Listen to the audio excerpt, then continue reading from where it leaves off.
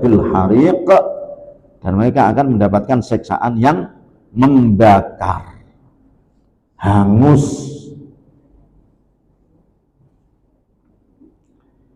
Wa qala ta'ala, kalau di sini dalam surat Ad-Duha ayat 9 dan 10. Fa ammal yatima fala taqhar wa ammas sa'ila fala tanhar. Maka terhadap anak yatim janganlah engkau berlaku sewenang-wenang. Mentang-mentang anak yatim nggak ada bapaknya, terus kau perlakukan seenaknya, kau pekerjakan di luar kemampuannya. Padahal terhadap anak yang masih ada bapaknya kamu nggak berani. Nah, begitu. Tapi kalau ada orang yatim, kau suruh bawa kotak amal, kemudian disebar sana, suruh jalan, suruh nampung duit aja, jangan mentelantarkan. Kalau dalam bahasa bagusnya apa itu? Mengeksploitasi. Nah, ya. Padahal kamu ikrarnya tadi adalah kepengen apa itu? Apa itu namanya? Kalau anak yatim diapain? Bukan membantu, apa namanya? Menyantuni. Mendirikan yayasan yatim dan duafa, itu ikrarnya kan ada niatan baik. Tapi ketika disalahgunakan malah justru anak-anak yatim tidak disuruh belajar, tidak disuruh ngaji, habis kasih sarapan langsung disebar, suruh jalan berapa kilo, suruh nyamper-nyamper ke orang toko-toko. Maka dirimu yang memperlakukan anak-anak yang seperti itu berat nanti di akhiratnya. Kalau memang tidak, ya udah titipkan ke yang lain, banyak yang nambung juga. Yang pasti kalau dirimu tidak jujur, dirimu tidak amanah. Yang amanah itu adalah amin. Yang amanah itu amin.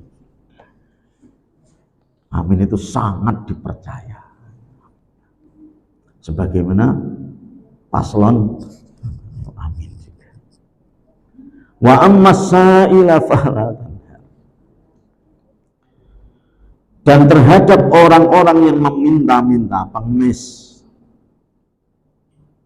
janganlah engkau menghardiknya. Menghardik itu moyoi. Moyoi itu apa ya? Mencibir, ya omongan-omongan yang kasar, omongan yang menjatuhkan. Jadi kalau memang ada uzur tidak mampu ngasih, ya udah mohon maaf, lewat dulu ya, bisa. Bahkan kalau seperti itu qaulun ma'rufun.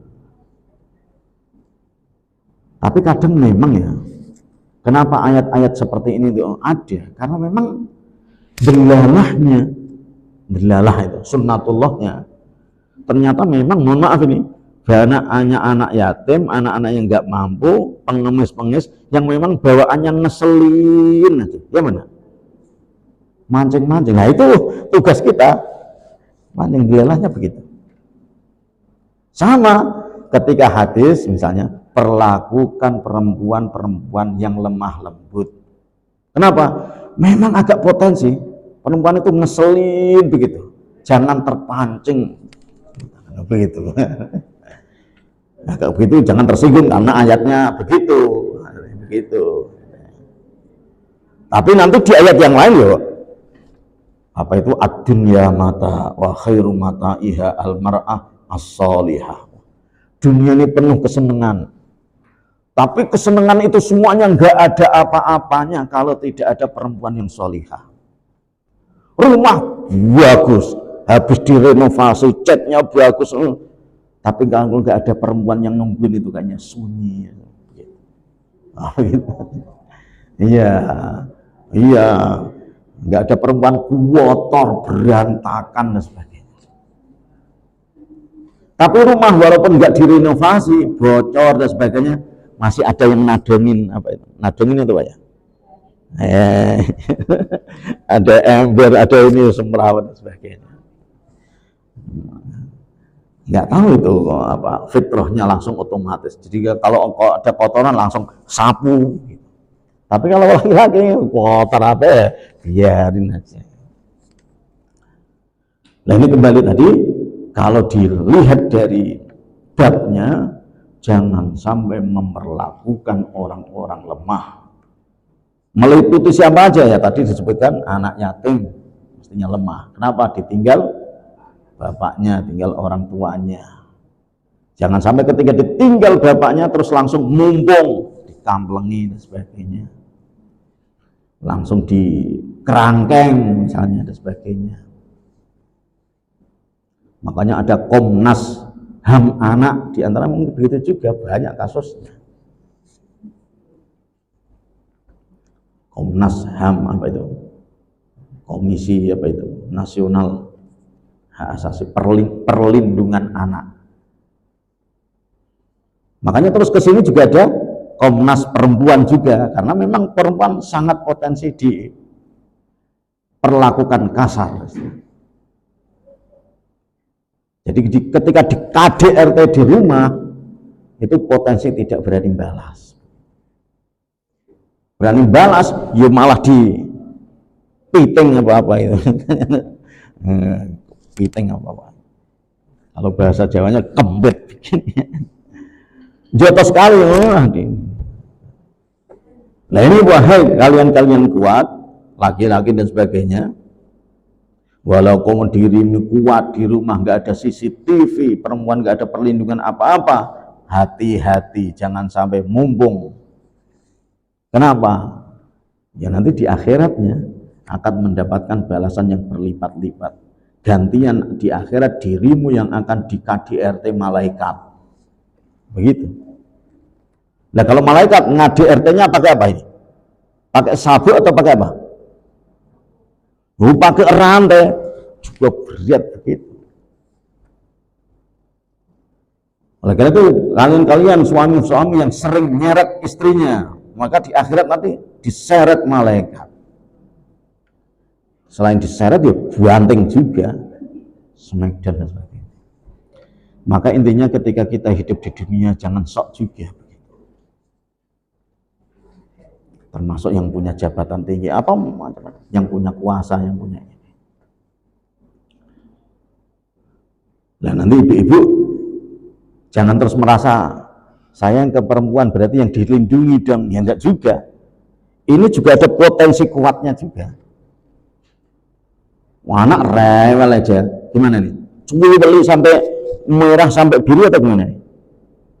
Kan ada juga ibu-ibu yang ketika anaknya reseh begitu terus nggak kuat ngatasi, terus kemudian dia dicekik dan sebagainya ada. Jangan sampai begitu. Sebab dirimu nyekik sekali, di akhirat dicekik berapa kali? Iya. Nah kalau di sekarang dicekik cuma begini aja, di akhirat gimana? Ya dicekik, dijambak, dibanting gini juga. Jadi maksudnya ini dirimu yang merasa kuat. Jadi bukan berarti ibu-ibu terus merasa lemah aja di posisi istri aja, enggak. Di posisi majikan, di posisi ibu terhadap anak-anak kecil. Bahkan mungkin terhadap anak tiri, kalau seandainya ada anak tiri. Anak sambung apa-apa, ya macam-macam. Ponakan dititipin, macam-macam. Atau kalau dalam sinetronnya adalah dititipin mertua, gimana nih?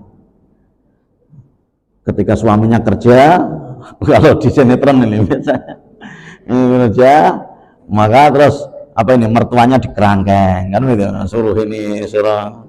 suruh nyuci terus ditungguin begitu dan sebagainya. Tapi begitu suaminya datang gimana? Wah, ngijetin apa pundaknya, terus disayang-sayang. Nah begitu suaminya mau izin kerja ke kantor, tiba-tiba STNK-nya ketinggalan. Pulang-pulang, loh ibuku kok dijadikan begitu, disiksa ternyata di rumah. Baru tahu. Sinetronnya begitu biasanya kalau itu. Oh, ya, bisa sekali ada yang pernah, oh iya jadi pelajaran ya. Itu kalau di sinetron sudah keduluan tahu di dunianya, agak mending. ada kesempatan tobat. Nah kalau seandainya berlanjut malah menjadi-jadi, nah di akhiratnya malah lebih ngenes lagi, sengsara lagi. An Abi Hurairah radhiyallahu anhu fil babi qabla hadza. Oh, ini mungkin tidak tertuang di kitabnya, akan tapi disebutkan bahwa seruan semacam ini telah pernah dibicarakan sebelum ini, yaitu dalam hadis man ada li waliyan faqad adzantuhu fil harbi. Barang siapa yang berani ganggu kekasihku, walian itu kekasih.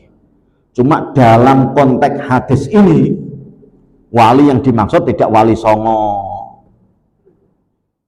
tidak Syaikhul Qadir Jailani, tidak yang wali-wali itu, kalau itu lebihan lagi. Ini yang wali yang dimaksud di sini adalah orang-orang lemah, anak yatim, fakir dan du'afa. Itu ternyata disebutkan di hadis ini adalah wali Allah. Maka kadang mereka doa-doanya sangat diijabah. Maka ketika kita membaiki mereka, sempatkan untuk minta doa. Makanya disebutkan, barang siapa yang berani memperlakukan jahat berlebihan terhadap waliku, maka faqad adzantuhu bil harbi. Azan itu bisa jadi izin, bisa jadi memproklamirkan. Makanya namanya azan itu apa itu? Proklamir apa ya? Azan itu. Nabuh genderang. Jadi orang yang berani ganggu kekasihku, maka kayak dia nantang perang denganku.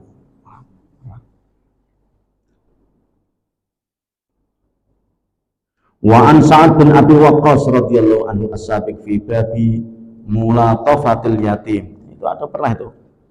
Mulatafah itu dari kata latif. Di bab berapa itu? Mulatafatul aitam. Dulu pernah itu di bab berapa itu? Kalau diterjemahkan adalah berlemah lembut terhadap anak yatim, wal banati dan anak-anak perempuan. Beberapa itu, ibu-ibu? Yang bisa jawab boleh pulang. Kalau diiming-iming pulang terus semangat jawabnya ini.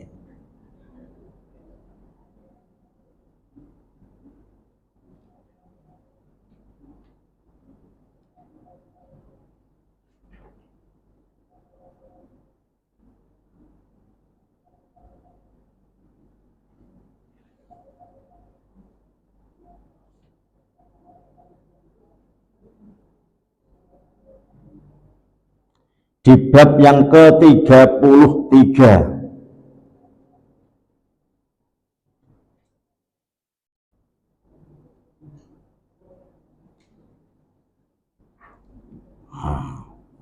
Bab 33. Apa bunyinya di situ?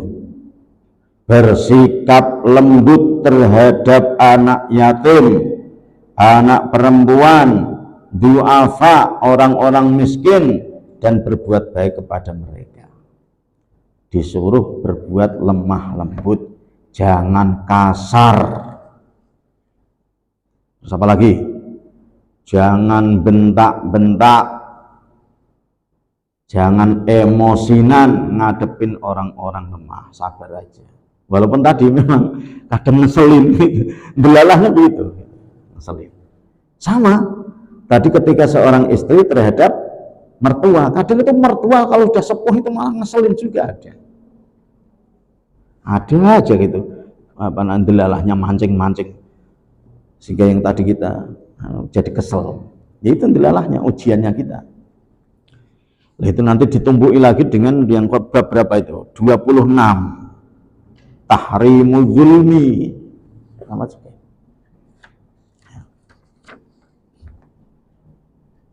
Terus kembali ke babnya lagi. Ya Abu Bakr, la in kunta aghdabtahum, wahai Abu Bakar, kalau kamu marahi mereka. Mereka siapa nih? Orang lemah, du'afa, fakir, miskin, yatim, perempuan, tadi yang orang-orang yang tidak berdaya. Wahai Abu Bakar, walaupun dirimu sahabat yang paling senior, kesolehanmu tidak ada yang meragukan, tapi kalau kamu berani-berani berbuat kasar kepada mereka, sering menyakiti, tadi itu tahdzir min idza, maka apa ini? Laqad aghdabta rabbaka, maka sungguh sama juga dirimu marah kepada Allah, marahin Allah. Begitu. Itu Abu Bakar yang soleh itu. Kalau dibanding dengan ibu-ibu, dengan sahabat Abu Bakar, solehan mana? Jadi kalau dibalik, dirimu nggak seberapa ibadahnya, solehnya juga cuma segitu aja, galaknya kok. Naudzubillah, begitu istilahnya. Dalam hadisnya yang termuat dalam satu aja ini. Makanya saya timpali ke bab yang berikutnya. Wa an Jundab bin Abdullah radhiyallahu anhu qala Rasulullah sallallahu alaihi wasallam, man shalla sholatas subhi, barang siapa yang menjalankan sholat subuh, fahuwa fi zimmatillahi, maka ia dalam tanggungan Allah. Tanggungan maksudnya dijamin. Mungkin dijamin sehatnya, dijamin pokoknya hadisnya bunyi begitu. Tapi jangan sampai ibu-ibu ngelonjakin terhadap hadis ini. Pak Ustadz, suamiku sudah sholat subuh jamaah juga, tapi pas di jalan keserempet Pak Ustadz, katanya jaga Allah. Maka kita harus menanggapi hadis seperti ini harus positif. Ya Allah, alhamdulillah ada berita suamiku keserempet, untungnya tadi subuh sholat jamaah di masjid. Kalau sekiranya nggak sholat jamaah di masjid, kayaknya kelindes itu, begitu. Jangan sampai. Jadi maksudnya apapun yang difirman Allah harus begini, harus hormat. Jangan jatuhin, jangan nimpali, begitu. Sabda Nabi juga begitu. Terus apa lagi? Contohnya banyak. Terus apa? Fi zimmatillahi fala yatlubannakumullahu min zimmatihi bi syai'in fa innahu man yatlubuhu min zimmatihi bi syai'in yudrikhu thumma yakubbuhu ala wajhihi fi nari jahannam. Karena itu janganlah sampai Allah menuntut kalian dengan sesuatu dari tanggungannya tadi itu. Jangan menuntut. Barang siapa yang dituntut Allah dengan tanggungannya, maka dia pasti mendapatinya. Kalau kamu nantang-nantang, kalau kamu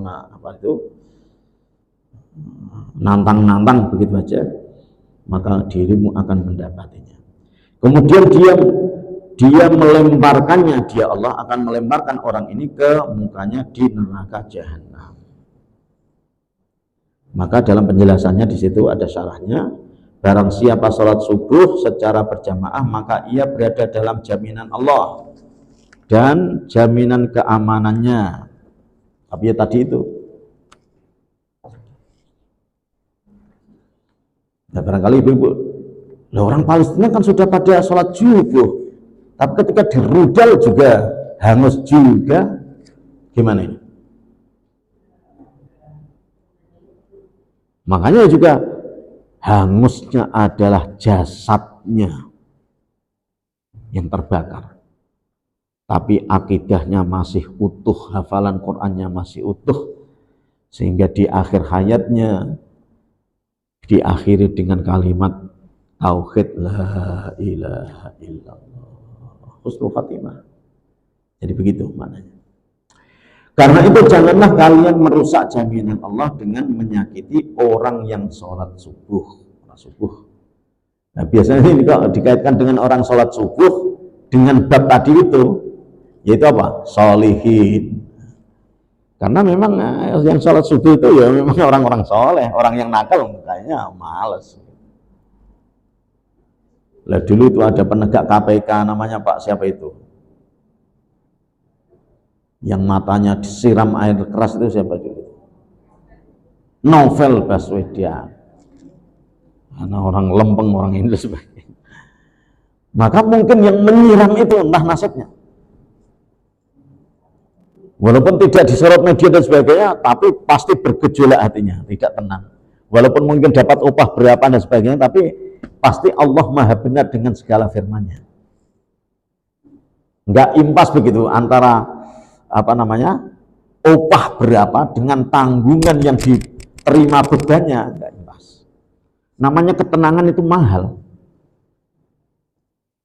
Ibu-ibu misalnya makan di restoran enak, suate dan sebagainya, tapi makannya enggak tenang, resah dan sebagainya, enggak enak. Tapi bang kalau tenang, enak ini. Walaupun sumuk, lauknya kerupuk,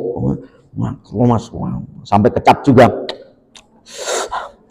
keringetan begitu. Karena tenang, halal betul, ditungguin suami, anak-anaknya juga nyuapin, seger semua. Begitu. Makanya tenang itu mahal. Jadi dapat upah kayak apa, hasil dari kriminal misalnya, pasti bergejolak. Atau mentok-mentoknya kalau seandainya, nyatanya enggak Ustadz, malah dia tenang, enak di hotel, bahkan di situ juga, dan sebagainya. Itu semuanya sifatnya sangat sementara. Kalau dalam bahasa Qur'annya, kesenangan dunia itu adalah sedikit. Yang disebut dengan mata'un qalil, sedikit. Bagaimana enggak sedikit, kalau imbangannya kalau dengan fadilah 2 rakaat sebelum subuh aja, itu dalam hadisnya 2 rakaat sunnah sebelum subuh jauh lebih baik daripada seisinya. Itu kan padahal dunia seisinya semua gini, Bintang Lestari, Duta Indah, Pondok Gede, isinya ada berapa Fortuner itu.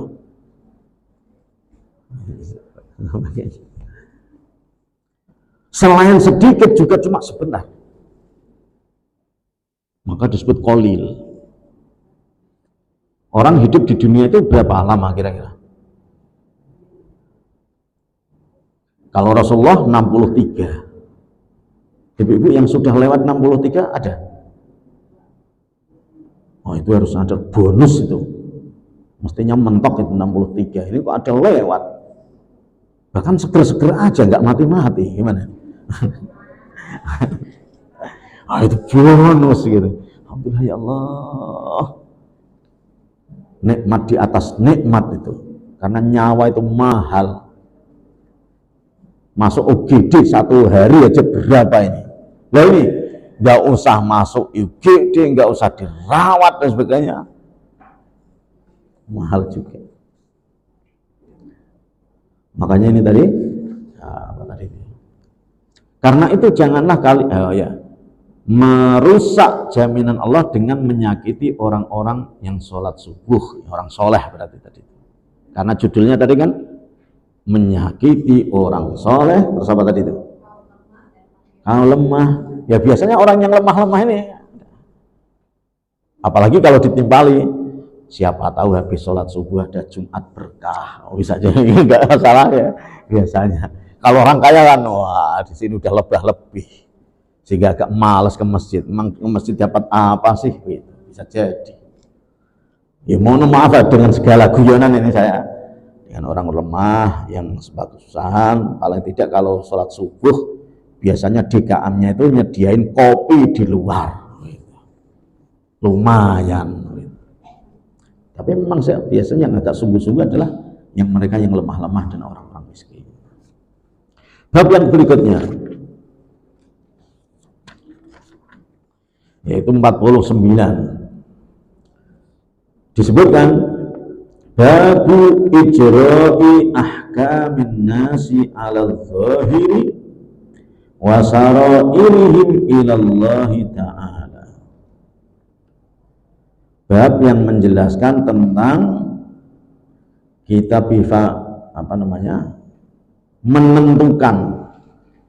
menentukan itu menetapkan hukum, menentukan kepada manusia berdasarkan apa? Alam zahiri, berdasarkan lahiriahnya, zahirnya.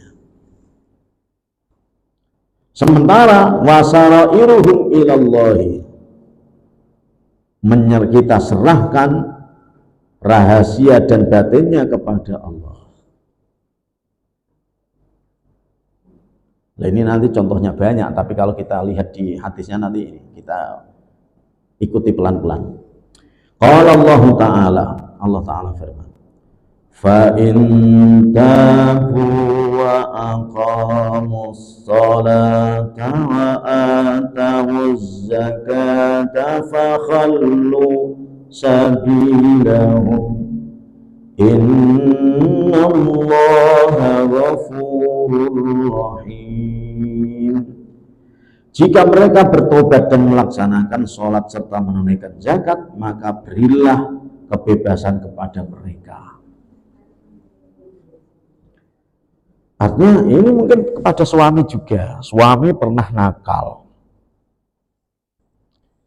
terus dia berikrar tobat, kapok, berjanji tidak mengulangi. Ikrar mulutnya begitu. Tapi selain mulut juga dibuktikan dengan ibadah sholatnya, zakat dan sedekahnya dilakukan. Maka kalau seperti itu mestinya harus fakhallu sabilahu, kasih jalan, jangan sampai dihambat. Ya, kalau dalam konteks mungkin Allah alam ini, kalau agak kita serempetkan contoh di keluarga ada seorang suami pernah selingkuh, ngeselin istri. Begitu kena sakit dia balik ke istrinya lagi. Mohon maaf kemarin khilaf, kemarin gelap dan sebagainya. Tapi tidak omong aja, harus ada bukti.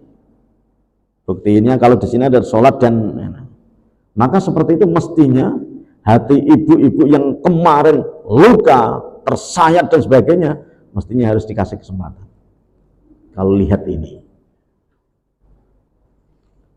anjurannya. Nah, sementara nanti kalau kambuh lagi, itu disuruh menyerahkan kepada Allah. Kalau dilihat di sini, anak nakal, murid nakal juga begitu, nggak ngerjain PR, kasih kesempatan juga.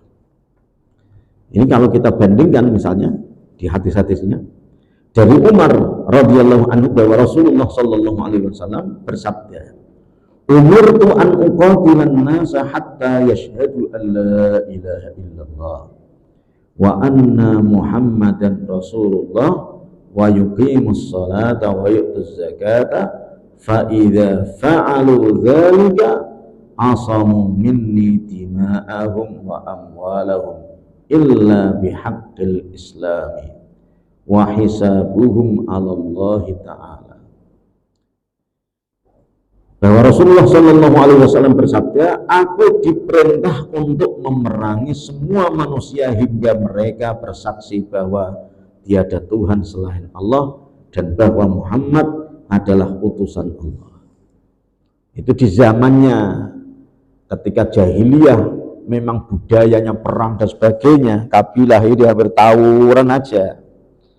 Maka pada waktu itu bahwa adanya untuk perang itu adalah dalam rangka untuk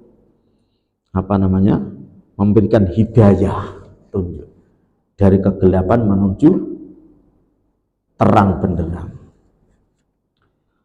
Ini kalau ibu-ibu bedakan dengan penjajah yang lain. Kalau penjajah yang lain, jajah negeri tertentu, maka dia pengennya adalah ngeruk kekayaannya, menguasai negerinya, perempuannya diambil dan sebagainya. Enggak begitu istilahnya. Tapi kalau dilihat dari sini, Islam kalau pas lagi apa itu? Kalau dalam bahasa kerennya apa itu? Penjajahan itu namanya apa ya? Perluasan daerah itu apa? Bahasa yang agak ilmiah.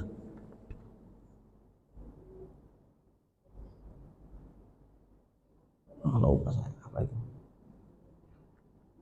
Perluasan daerah kekuasaan itu namanya. Nah, kalau dalam Islam itu adalah tidak istikmar, tidak tidak merusak, tetapi malah menghantarkan penduduknya agar tercerahkan. Maka misalnya kalau dalam konteks keindonesiaan, Ada ustadz di Papua yang sangat getol untuk dakwah, itu siapa namanya?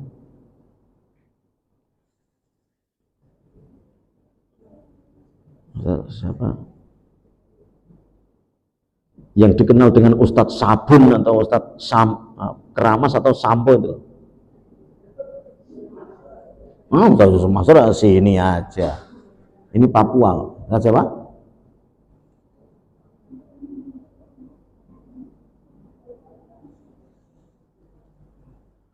Serbannya di kepala ya. Nah itu ketika mereka di sana itu adalah misinya adalah agar mereka yang yang nyembah-nyembah ini, agar yang tadinya itu tidak katoan, tidak dibikin dirimu manusia, diangkat harkatnya, itu istilahnya. Ini kalau belum ketemu namanya kok masih enggak plong gitu. Iya, apa namanya? Gautama kok Gautama.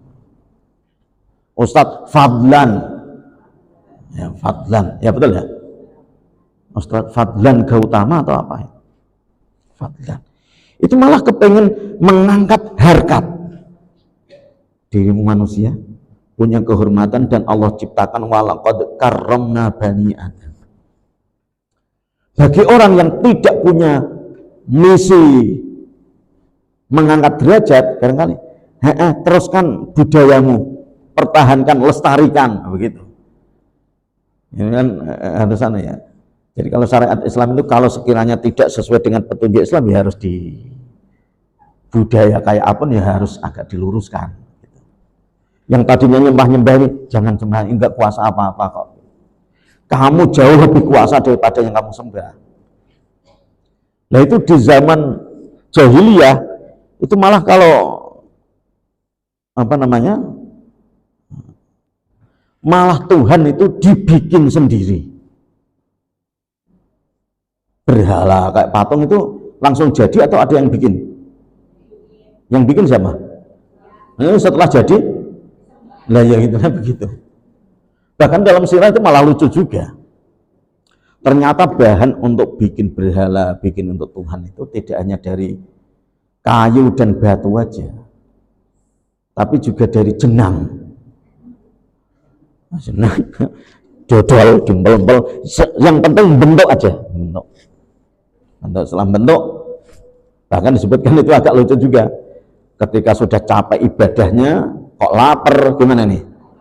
Potong ininya, terus kenyang lagi, sembah lagi. Cuma ini adalah penjelasan internal, sebab kalau terlalu diekspos nanti dikiranya rasis dan sebetulnya begitu. Jadi untuk apa? Itu tuh ini jangan sampai ini dipahami untuk konteks sekarang.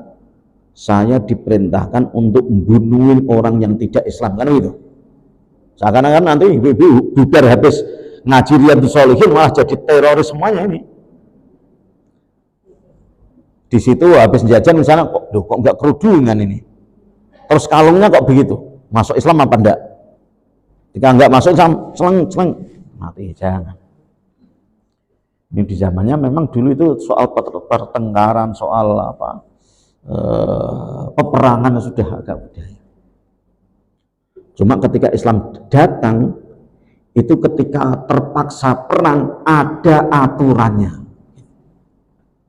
Kapan genjatan senjata, kapan betul-betul duel. Kalau perang ya harus gentle, harus objektif, mana yang memang tentara, mana yang tidak tentara. Begitu. Ada ketentuannya. Bahkan tentara-tentara Islam sebelum berangkat itu biasanya dipeseni, diwasiati Rasulullah. Ketika nanti datang di lokasi itu, jangan sampai kau rusak tanaman-tanaman, jangan sampai kau rusak binatang-binatang, ada begitu. Ini saya tadi itu kepengen menjelaskan agar jangan sampai ini terjebak dengan umirtu an uqatilan nas. Jadi kalau diterjemahkan, aku diperintahkan untuk memerangi semua manusia sehingga mereka bersaksi bahwa tiada Tuhan selain Allah dan bahwa Muhammad adalah utusan Allah, mendirikan sholat dan menunaikan zakat, Jika mereka tidak melakukan yang demikian itu, maka terperihalah dariku darah dan harta benda mereka kecuali menurut hak Islam. Sedangkan perhitungan amal mereka terserah kepada Allah Ta'ala. Jadi kalau mereka mau masuk Islam, maka dia akan terlindungi akan dan sebagainya. Tapi kalau tidak mau masuk Islam, akan tetapi dia tidak perangi, maka menjadi kafir zimmi. Zimmi itu kafir yang terlindungi. Tapi ini kalau rentetan riwayat berikutnya, kalau seandainya mereka pura-pura masuk Islam, maka kalian harus tetap terima. Soal apa ada yang disembunyikan dia, urusan dia dengan Allah. Itu namanya kita disuruh menghukumi secara lahiriahnya. Maka ini kalau, wah ini contoh nanti di terusnya banyak ini. Cuma realnya di kita, itu begini. Masjid lagi renovasi pembangunan. Terus ada ibu-ibu yang mungkin kurang terbiasa kerudungan, agak menjang-menjang curang familiar. Tapi nyumbang 5 juta. Diterima atau diprasangka buruk itu? Terima. Jangan sampai ini hasil apa ini? Hasil nggak benar ya? Jangan begitu. Jadi ada orang sedekah, ini terima. Soal hasil terima urusan dia dengan Allah. Gitu. Jangan sampai, termasuk bapak-bapak juga begitu. Ada yang nyumbang. Ini hasil korupsi BTS ya? Oh, jangan begitu. Ya, terima. Soalnya itu namanya kayak tadi ibu-ibu, ini hasil kerja malam ya. Nah, apalagi itu diperuntukkan untuk umum. Kalau untuk umum sudah masuk kas masjid, hasil korupsi. Atau masuk untuk apa? Fasilitas umum, fasilitas umum. Hadis yang kedua, sami'tu Rasulullah sallallahu alaihi wasallam, dari sahabat Abu Abdullah Thariq bin Syam. Man qala la ilaha illallah wa kafara bima yu'badu min dunillah haruma maluhu wa damuhu wa hisabuhu 'ala Allah.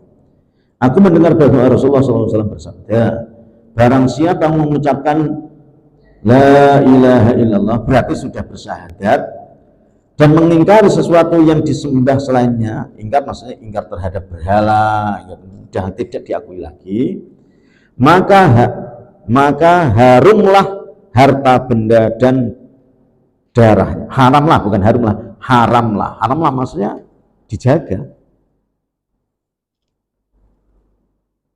Dijaga kehormatannya. Sudah jadi saudara Islam begitu maksudnya. Termasuk ini contoh lagi. Ada orang sudah bersyahadat. Tapi entah memang agak jarang kelihatan ke masjid, entah sholat atau tidak. Lah begitu 1 pekan dan 2 pekan selanjutnya ada berita meninggal. Kira-kira dimandiin, sholatin dan dikuburkan atau diurus pakai aturan sana orang Islam ini? Maka harus dihukumi bahwa dia agamanya Islam, maka kita yang Muslim berkewajiban untuk mengurusnya. Apa itu? Memandikan, mengkafani, menyolati dan menguburnya. Jangan sampai ketika ada orang meninggal, jangan-jangan dia sudah murtad. Nah, jangan-jangan dia murtad itu tidak urusanmu. Yang penting dia pernah Islam statusnya. Itulah hebatnya keistimewaan orang Islam. Walaupun bejat kayak apa, dia masih dapat hak diperlakukan begitu. Entah nanti dikuburnya disiksa Allah atau gimana, yang penting nggak tahu. Tapi dirimu masih kewajiban untuk menghormati dengan cara memandikan tadi. Itu namanya sesuai dengan judul babnya tadi, menetapkan hukum terhadap manusia menurut lahiriahnya. Lahiriah yang terlihat oleh kita. Sementara menyerahkan hati mereka kepada Allah. Hati yang disembunyikan. Ini malah pernah kejadian. Hadis yang berapa itu?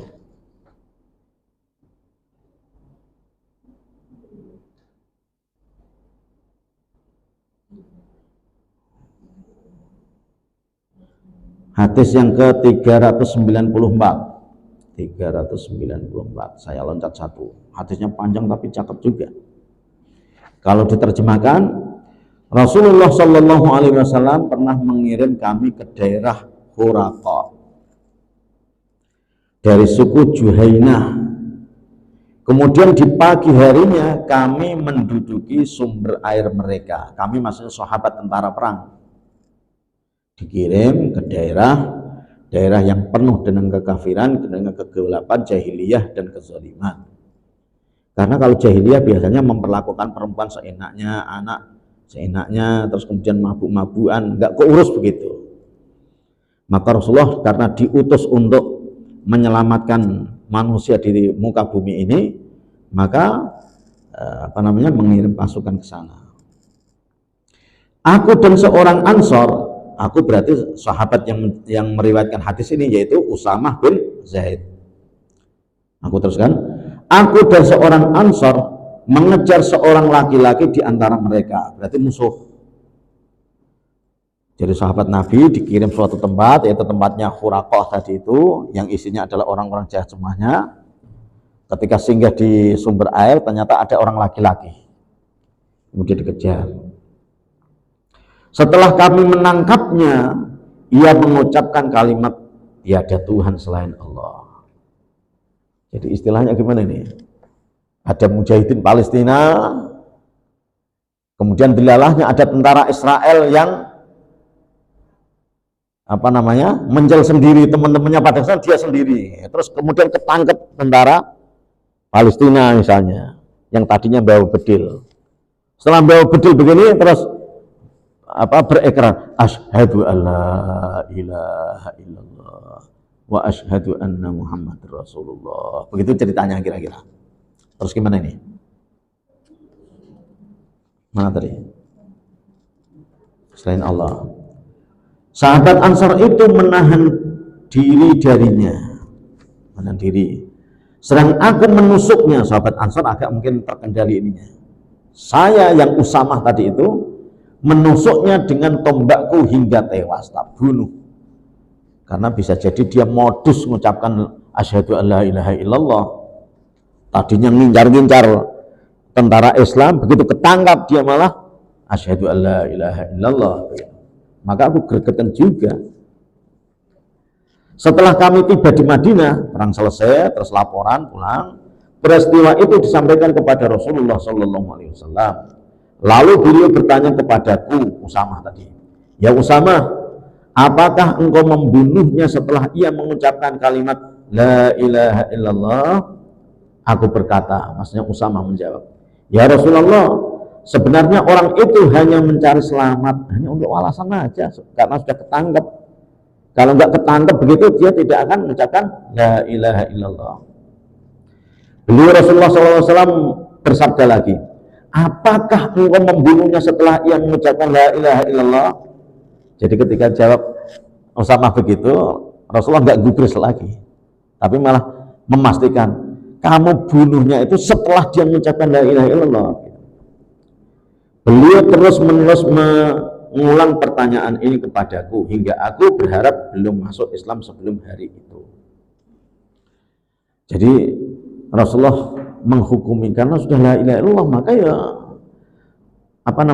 terlindungi nyawa, harta dan kehormatannya.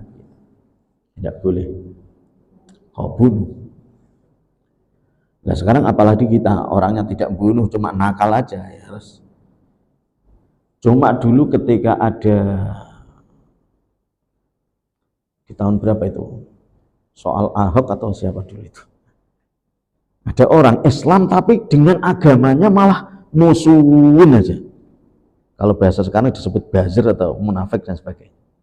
Ada ya dulu pernah berita santer juga di DKI atau siapa. Jadi ada orang Islam, tapi kalau ada pemimpin Islam yang mau jadi, dia malah tidak mendukung, tapi malah musuhin. Ketika Islam itu syiarnya akan bangkit, dia malah kesal. Bawaannya musuhin agamanya aja, tapi ngakunya KTP Islam. Lah begitu meninggal, maka orang-orang agak males nyolati. Lah itu konteksnya tidak konteks ini.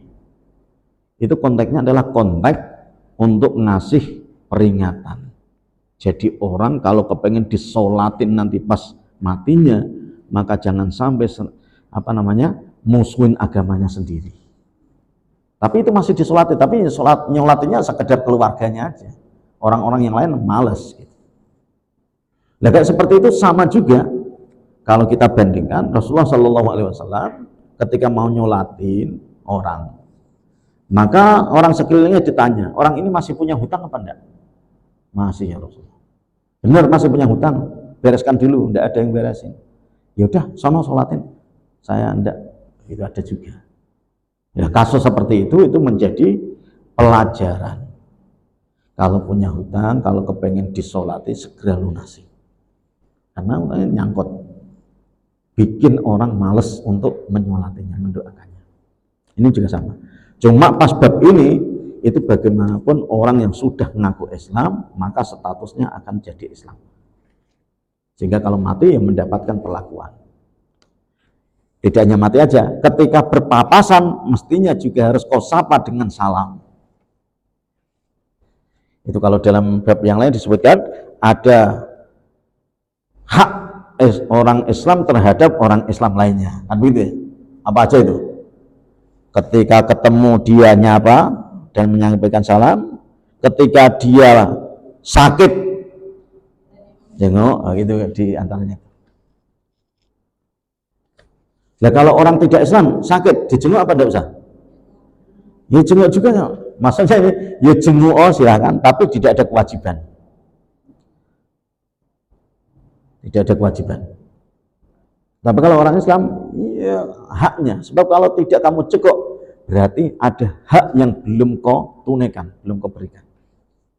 Takutnya kalau di akhirat ditagih. Cuma praktek jenguk itu banyak. Ada yang jenguknya itu secara fisik langsung. Ada yang jenguknya itu dengan transfer. Bisa juga. Jenguk juga itu sudah. Atau mungkin dikaitkan dengan sejauh mana uzur dan kesibukannya. Karena nanti juga akan bunyi dalil lain. La yukallifullahu nafsan illa wus'aha. Ada begitu juga. Tapi maksudnya orang kalau sudah statusnya muslim itu punya keistimewaan tersendiri. Termasuk kalau dirun juga berhubung Islam walaupun mungkin entah sholatnya kecacar atau gimana, maka bisa dinikahi. Kalau enggak. Terus lagi, kalau seandainya orang tuanya meninggal, maka dia dapat hak waris. Tapi kalau tidak Islam, putus. Di antaranya. Nah ini tadi itu disebutkan ketika ada musuh yang terjepit terjepit atau apa? Ketika ketangkap basah, kemudian biar dia tidak dibunuh, langsung asyhadu alla ilaha illallah wa asyhadu anna muhammadar rasulullah oleh Rasulullah sallallahu alaihi wasallam disuruh menghukumi secara lahiriahnya, entah di hatinya tadi. Maka berdasarkan hadis seperti ini, saya tadi berani memberikan contoh-contoh yang lain. Contoh yang lain misalnya ketika masjid dapat infak dari ibu-ibu, entah nakal atau tidak nakal, begitu. Tidak usah diusut. Ini hasil kerja nakalmu, tidak. Ini hasil kerja korupsimu, hasil kerja judimu dan sebagainya. Hadis yang terakhir dari sahabat Abdullah bin Utbah bin Mas'ud radhiyallahu anhu, sami'tu Umar bin Al-Khattab radhiyallahu anhu yaqul. Kalau artinya, aku mendengar Umar bin Al-Khattab berkata, sesungguhnya manusia atau umat Islam dibimbing oleh wahyu di zaman Rasulullah sallallahu alaihi wasallam. Inna nasan kanu yu'khaduna bil wahyi fi ahdi Rasulillah sallallahu alaihi wasallam. Wa innal wahya, dan sesungguhnya wahyu itu qadin qata'a, sudah putus. Maksudnya sudah putus, sudah berhenti di zaman sahabat karena Rasulullah sudah meninggal. Qadin qata'a. Wa innama na'khudhukum al'an bima dhahara lana min a'malikum. Ini pembahasan di judulnya. Sekarang ini kami memberlakukan hukum terhadap kalian sesuai perbuatan-perbuatan kalian yang tampak bagi kami. Ini maksudnya begini, kalau di zaman wahyu masih turun, bisa jadi orang-orang yang pura-pura baik tadi itu kemudian ada wahyu yang turun untuk membongkar apa yang disembunyikan orang ini. Sebagaimana kasus misalnya orang munafik, misalnya itu diungkap, dibongkar. Tapi begitu wahyu ini sudah selesai, ya udah hukumi sebagaimana apa adanya yang lahirnya. Beda ketika wahyu masih turun. Bisa jadi ketika ini hanya pura-pura terus wahyu turun, itu cuma pura-pura aja. Bisa. Oleh karena itu ya kita ya berlakunya berarti menghukumi yang tampak tadi itu. Mana tadi ya? Perbuatan yang tampak bagi kami. Jadi barang siapa memperlihatkan perbuatan baik kepada kami, maka kami beri ia keamanan dan kami dekatkan kedudukannya kepada kami. Makanya memang orang munafik aja itu bagi orang Islam memang agak dilema. Mau dibunuh orang Islam, nanti malah yang bunuh dosa. Tapi dia ada kejahatan yang dia sembunyikan. Dan kami tidak punya wewenang terhadap isi hatinya. Karena itu Allah akan menghisapnya berkaitan dengan isi hatinya itu. Jadi maksudnya tugas kami adalah menghukumi tampak dan lahirianya, selebihnya adalah urusan dia dengan Allah. Dan barang siapa memperlihatkan kelakuan buruk kepada kami, kami tidak memberinya keamanan dan tidak membenarkan ucapannya, sekalipun ia mengatakan bahwa niat hatinya adalah baik. Nah kalau sebaliknya ini, ucapannya buruk tapi hatinya bagus, itu pernah dilakukan misalnya orang-orang sufi atau apa-apa. Apa orang sufi itu? Bahwa dirinya menyatu dengan Allah dan sebagainya, itu kan agak syirik. Makanya terus ada kasus yang dibunuh begitu. Padahal kalau diusut-usut katanya hati dia itu saking dekatnya dengan Allah sampai terbunyi demikian. Tapi oleh ulama-ulama yang lain tetap yang dihukumi adalah yang lahiriah. Sebab ini kalau diteruskan nanti akan ngaco umat. Gitu. Jadi intinya tadi kesemuanya yang bab yang kedua ini adalah kita diatur dengan ketentuan yang atau ditentukan dengan yang terlihat atau yang tampak bagi kita. Selebihnya kalau dia seandainya bohongin, seandainya dia ada yang disembunyikan, maka urusan dia dengan Allah Subhanahu wa taala. Ini barangkali Ibu-ibu yang bisa kita simak pelajaran hari ini dan kita bisa gabung antara dua bab, karena kalau hanya bab satu saja kelihatannya sedikit. Oleh karena itu saya tambahin bab yang berikutnya, sehingga nanti insya Allah semoga kita diberikan panjang umur oleh Allah Subhanahu wa taala, sehingga di kesempatan berikutnya kita lanjut ke di bab keberapa ini selanjutnya, bab yang selanjutnya itu. Mohon maaf atas segala kekhilafan dan kekurangan. Wassalamualaikum warahmatullahi wabarakatuh.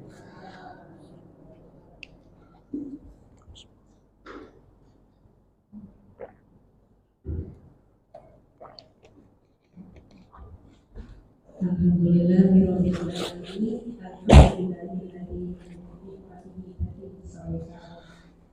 Jazakumullah khairan Ustaz atas ilmunya. Semoga apa yang disampaikan bisa kita terapkan dalam kehidupan kita sehari-hari. Baiklah ibu-ibu yang dirahmati Allah, marilah kita tutup pengajian kita, pelajaran kita kali ini dengan membaca doa kafaratul majlis. Subhanakallahumma wa bihamdika asyhadu an la ilaha illa anta astaghfiruka wa atubu ilaik. Sampai bertemu kembali pekan depan. Billahi fi sabilillah fastabiqul khairat. Wassalamualaikum warahmatullahi warahmatullahi wabarakatuh. Waalaikumsalam warahmatullahi wabarakatuh.